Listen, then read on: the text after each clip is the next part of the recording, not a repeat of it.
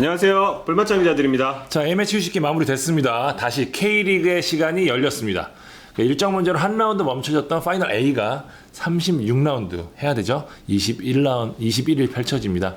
전북이 앞서 나가긴 하고 있지만 우승 경쟁 아직 마무리되지 않았고요. 네. 아침 티켓 전쟁 제대로 불이 붙었잖아요. 여러모로 중요한 이번 라운드입니다. 네, 첫 경기는 오후 2시 수원 월드컵에서 열리는 수원 FC와 전북의 경기입니다.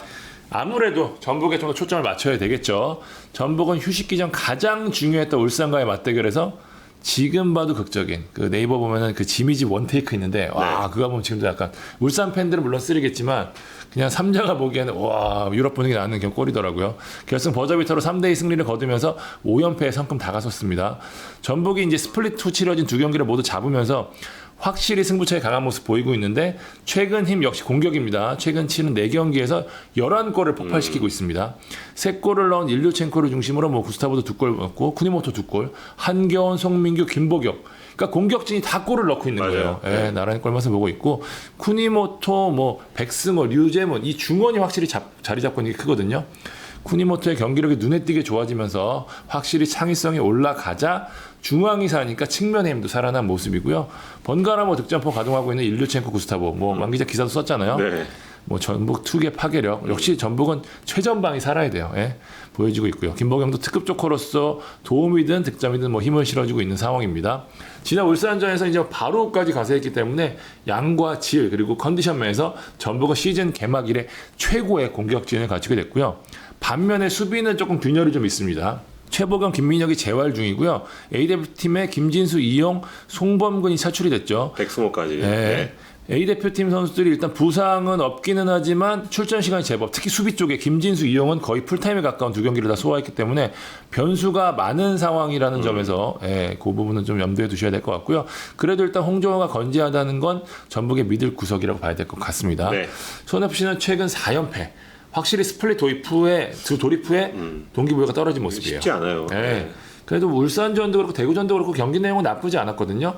이영재, 무릴로를 중심으로 풀어나가는 축구는 여전히 괜찮은데 수원 FC식 패싱 게임의 핵심이라고 할 수 있는 박주호가 복귀한다는 점 분명 호재라고 볼 수 있고요. 문제는 역시 수비입니다. 그러니까 수원 FC는 기존 3백 자원 중에 이탈자가 거의 없었어요.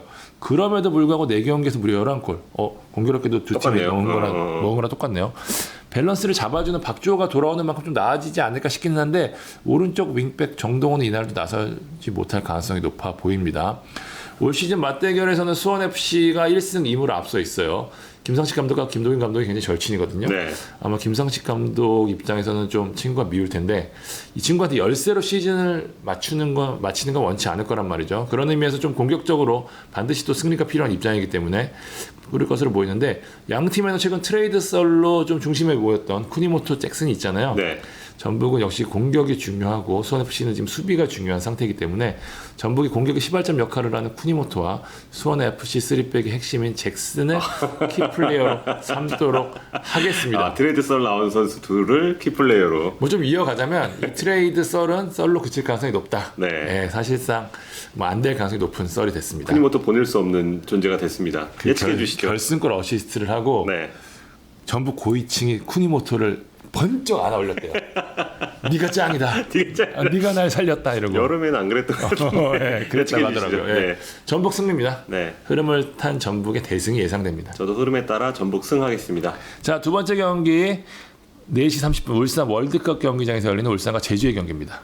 우리 이번만큼은 깐부하지 말자. 뭐야? 소름 끼쳤어 나. 이게 포인트입니다. 네, 미디어데이에서 울산 홍명보 감독과 제주 남길 감독이 깐부를 맺었어요. 맞아, 그러네. 타도 전북 이게 공통된 목표로 뭉쳤는데 두 감독님이 또 친한 걸로 알고 있고 근데 이번만큼은 서로를 밀어줄 수 없는 그런 상황입니다.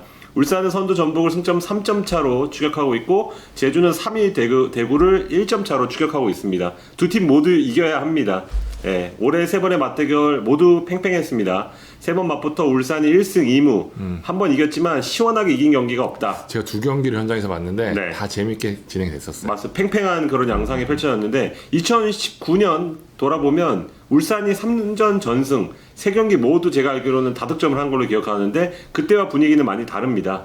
울산으로선 찝찝한 기록이라고 할 수 있는 게 지난 제주전 2경기에서 3골을 내줬는데 그 3골을 모두 주민규 오. 울산 공격수였죠. 예, 맞아요. 주민규가 터뜨렸다는 겁니다. 오. 예, 주민규가 최근 3경기 연속 2골씩 넣으면서 총 21골 넣고 있거든요. 득점왕은 떼놓은 당상으로 보이고 MVP까지 지금 노리는 상황인데 주민규 역시 이 경기에 집중할 것으로 보입니다. 이거를 울산이 어떻게 막느냐 이게 가장 큰 포인트일 것 같고 제주로서는 한 가지 아쉬운 점을 보자면 일단 핵심 미드필더인 이창민이 뛸 수 없다는 겁니다. 아, 결정적이죠. 네, 알려진 대로 김천상무 테스트를 받으러 갔다가 근육 쪽 부상, 시즌 내내 부상 안 당하다가 테스트 받다가 얼마나 힘들었으면 거기서 부상을 당해서 남은 시즌 뛸 가능성이 낮다고 합니다. 50m 뛰다 그랬대요. 50m 뛰다가 지금 김봉수, 김영욱, 이동수 이 중에서 2명으로 중원을 꾸릴 텐데 무게감이 확실히 떨어져 보이고 일단은 공격으로 전개하는 속도가에 문제가 생길 수밖에 없다고 보입니다. 연맹이 올해 파워랭킹이라고 할 수 있는 다이나믹 포인트를 매기고 있는데 이창민의 누적 포인트가 세징야, 라스 다음으로 3위입니다. 와, 그러니까 이 두 선수는 골을 넣는 선수인데 네. 골이 그보다 적은 선수가 3위라는 건 어마어마한 영향력이죠. 그렇죠. 이창민의 포인트를 보면 패스 포인트도 높지만 수비 포인트가 높아요. 중원에서 인터셉트나 태클을 통해서 얼마나 이 선수가 큰 존재감을 드러냈는지 포인트를 통해서 알 수 있고 울산이 또 어떤 팀입니까? 전북전을 통해서 최전방 공격수의 부재가 좀 도드라졌지만 미드필더만큼은 제 기준으로는 리그 최강이다. 원두재, 윤빛가람, 박용우, 이청용, 이동준 이 3선 선수가 나설 수 있습니다. 대표팀에 갔다가 엉덩이 부상을 당하고 돌아온 이동경의 상태는 조금 더 봐야 되겠지만 이동준이 돌아온다면 큰 문제는 없을 것이다. 예, 지금 이동경이 빠지더라도 일단 그 양 팀의 양상을 보면 울산이 좀 주도권을 잡고 경기를 좀 두드리고 제주는 제르소를 중심으로 선수비 후역습으로 나설 것으로 전망이 되는데요. 이날 역시 그런 모습을 좀 볼 수 있을 것 같습니다. 지금 제주 수비 쪽에서도 좀 변화가 있는데요. 제주는 센터백 권한진이 지난 경기 통해서 돌아왔고 골키퍼 오승훈까지 복귀를 했습니다. 울산은 하루빨리 불투이스가 돌아오길 바라는데 일단 훈련을 하고 있는데 출전을 서두를지는 미지수다. 키플레이어는 앞서 주민규 얘기했으니까 제주는 제르스 하겠고요. 울산은 이청용 하겠습니다. 두 선수 모두 번뜩여줘야 양 팀이 좀 공격 찬스가 난다는 점에서 두 선수를 뽑았고 울산의 경우에는 지금 이동준이 약간 제폼을 찾는데 좀 어려움을 겪을 수 있으니까 남은 3경기에서는 이청용이 좀 승천해주길 바랄 것 같습니다. 예측해 보겠습니다. 이창민 여파 있고 전방 무게감은 제주가 더 낫고 분위기를 제주가 탔고 저는 팽팽한 무승부 나올 것 같습니다. 저는 울산. 휴식기가 어쨌든 울산 쪽에 좀 유리하게 작용할 것 같다라는 생각이 좀 듭니다. 네.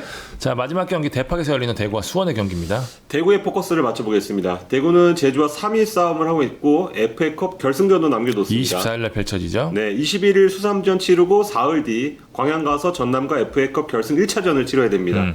지금 아챔 티켓을 따낼 수 있고 두둑한 상금까지 얻을 수 있는 더 확실한 방법이 FA컵 우승이다. 왜냐면은 전남은 어쨌든 한 수 아래 전력이라고 봐야 되니까. 그렇습니다. 그래서 대구가 잔여 리그에선 힘을 뺄 수 있다는 얘기가 나옵니다.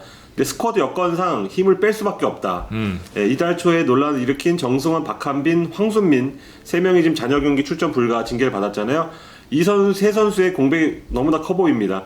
그중 일부는 사과도 하고 혹시나 그래서 정상 참작이 있을까 그래서 구단이 물어봤는데 그럴 가능성 1도 없다고 단호하게 말하더라고요.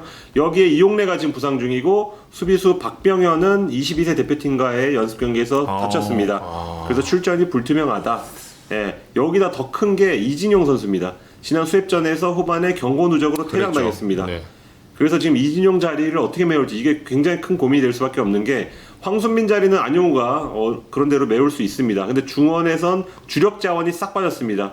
츠바사가 요새는 좀 후반 교체로 많이 나오는데 지금 츠바사를 다시 선발로 꺼내야 될 지경입니다. 그리고 남은 한 자리 무조건 2명 세우니까 신인급이 올 수도 있겠다. 아니면 라마스를 내리거나. 근데 라마스 츠바사는 이 수비에 대한 그렇죠. 부담을 지울 수 없기 때문에 신인급을 깜짝 배치할 수도 있겠고 아니면 센터백을 올릴 수도 있고 여러 가지 고민이 될 것 같습니다. 한 가지 희망은 세징야의 컨디션인데요. 세징야가 패턴을 보면 잘하다가 햄스트링 다치고 복귀해서 2-3경기 부진하고 그리고 다시 잘하고 다시 햄스트링 다치고 이런 걸 계속 반복하고 있어요. 지금 2-3년 동안.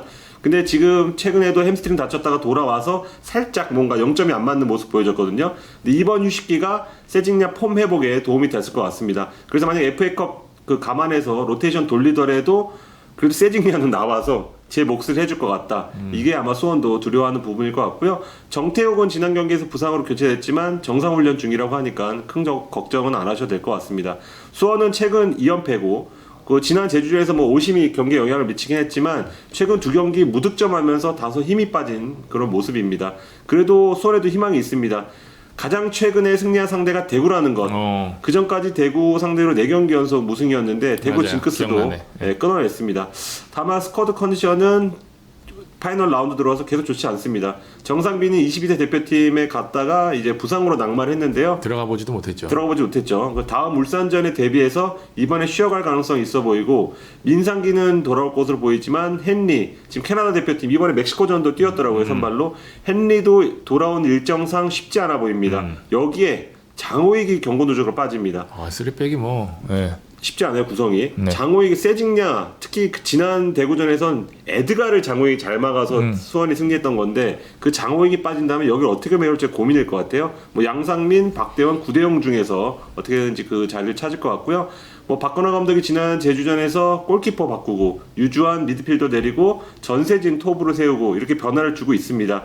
이번에도 자이반 타이반 변화가 불가피해 보이고 저는 키플레이어는 대구 세징야, 수원 권창훈 두 에이스가 어떻게든지 어려운 상황에서 해줘야 할 것 같습니다. 예측해 보겠습니다. 저는 살짝 김건희의 자신감이 좀 걱정됩니다. 살짝 뛰고 싶었을 텐데 못 뛰고 돌아온 게 좀 자신감 하락이 올 수도 있을 것 같고 또 이런 경기에서 이상할 정도로 대구가 잘 이깁니다. 그래서 저는 대구승 하겠습니다. 저는 대구가 FA컵을 위해서 굉장히 힘을 뺄 거라는 생각이 들어서 많이 뺀다. 네, 그래서 저는 수원 쪽으로 하도록 하겠습니다. 수원승. 네. 네.